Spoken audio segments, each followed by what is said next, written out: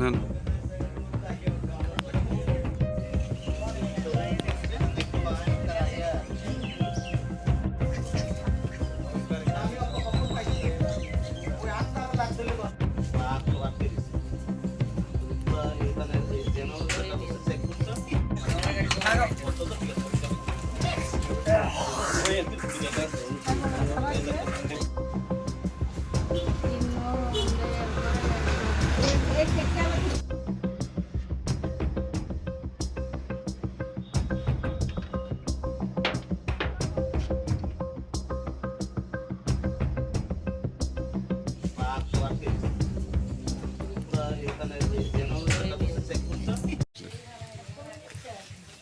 তো ফুল ডেমিজে দেখা যায় যেহেতু ঘরটা উড়ে গেছে গা, সব দিকে লইয়া গেছে গা।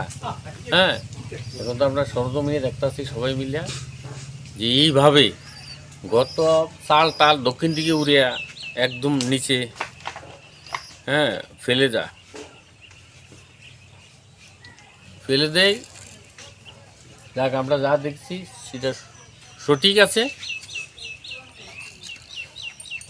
মানে কি স্যার, মানে কি ভূমিকা হইতে পারে? এখন আমি আমার দপ্তরের কাছে এই কার কার ঘর প্রকৃত ক্ষতি হয়েছে তাদের কাছে সেই রিপোর্ট আমি আজকের মধ্যে পাঠিয়ে দিচ্ছি। স্যার আপনার নাম? আমার নাম শিবরঞ্জন দাস, ডিজিগনেশনটা স্যার? তহসিলদার উরমাই টিকে। পরিস্থিতি আমার ব্যাপারটা হলো গরিব মানুষ তো, এই ঘরটার মধ্যে আমরা ছেলের বউ নাতি আমরা থাকি। সরকার একটা ঘর দিচ্ছে, এই হিসেবে ঘরটা করতাম পারতেছি না, অবনটন একটু টাকা পয়সাটা আনতে ঘরটা শেষ করতাম পারতেছি না। তো সরকার ঘরটা দিচ্ছে, এর মধ্যে এই ঘরটার মধ্যে আমরা সবাই যাই। হঠাৎ করে একটু মানে কালকে রাত্রে এই ঘটনা বাচ্চি যে বহুত কষ্টে ধান চাল সব কিছু তো শেষ, এই আর কি। কটার সময় হচ্ছে ঘটনাটা? প্রায় 3টা অনুমান। এখন পর্যন্ত কেউ আইছে আপনার বাড়িতে?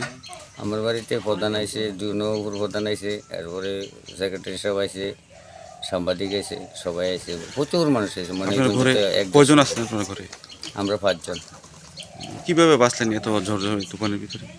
আল্লাহ বাঁচাইছে, দূর কইতাম পারি, এরপর কইতাম পারি না। আমি যে ডোলে শিবের মধ্যে ঢুকতে আছি, কোন যে বাইরে জায়গায় পাইতে আসি না।